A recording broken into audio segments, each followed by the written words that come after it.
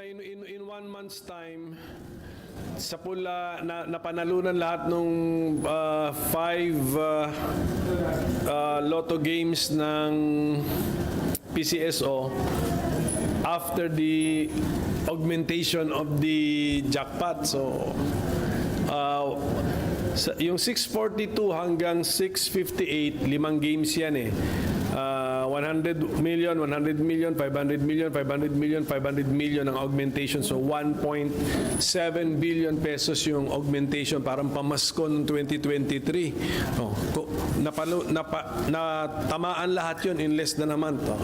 Or at least 1 month. More or less 1 month. So we will have to investigate further kasi there have been past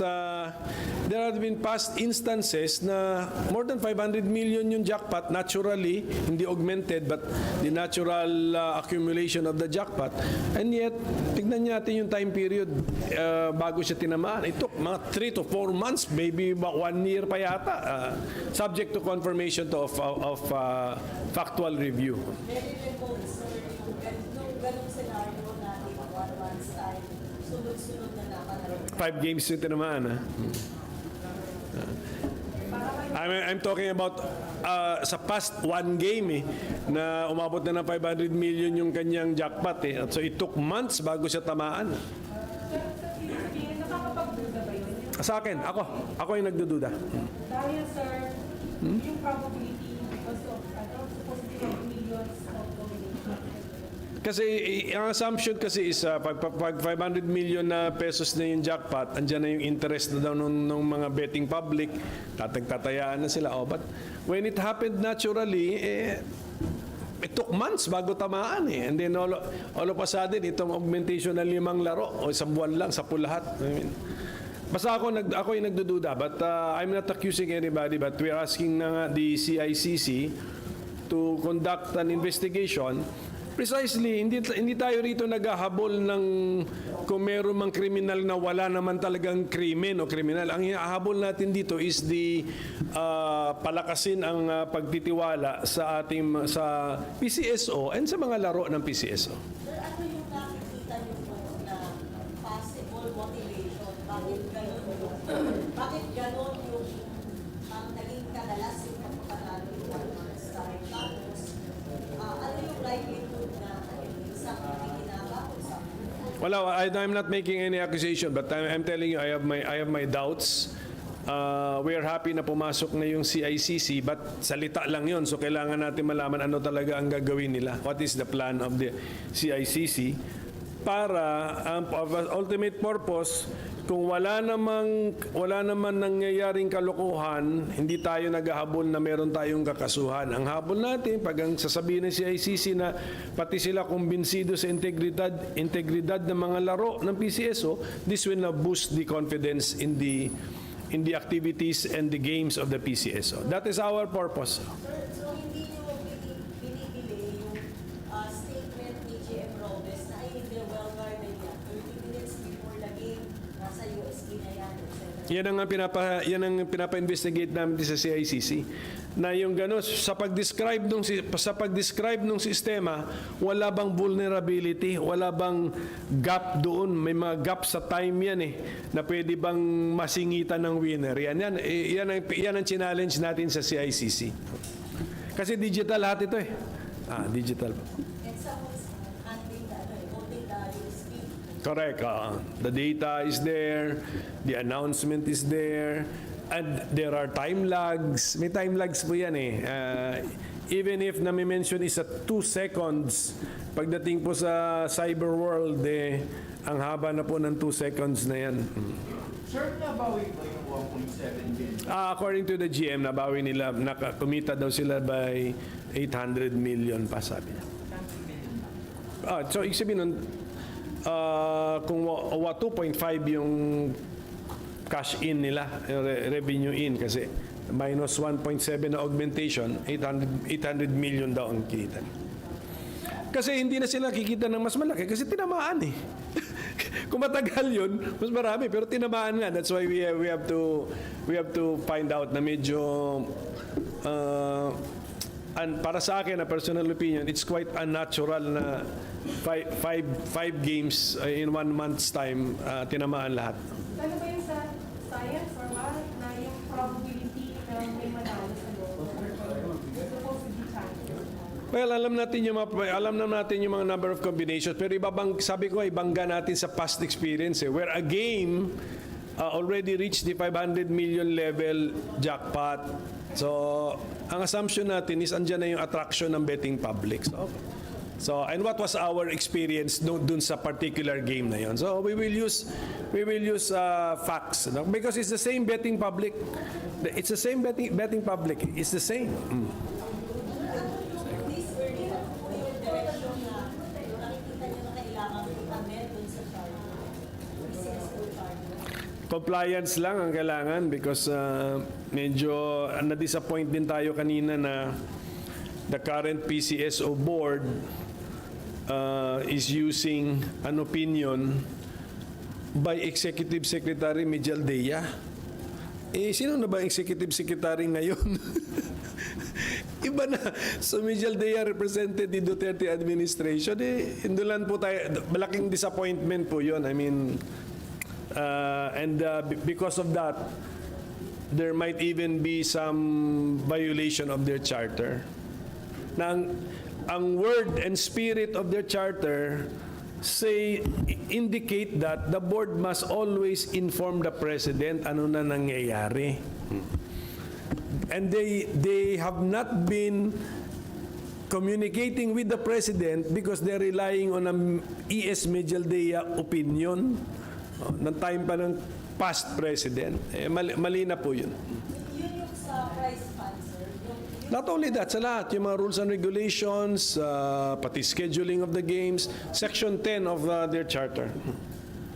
Na ang reading namin pareho nung OGCC ay yung subject to the approval of the President refers to almost all of their actions.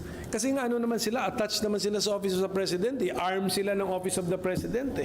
So, ang spirit doon, hindi lang yung letter, but spirit captured by the letter, ang sabi, keep the President informed all the time. Sir, yung sa PCSO, ang laki ng hawak po nilang pera, they can decide na gawin pa presyo, 500 million, Correct. 1.7 billion. Sino nagbabantay sa kanila, sir? Sino kung check kung tama o hindi ganun kanila ginagawa? Precisely. At saka dapat may imprimatur nga ng presidente. Yun na nga.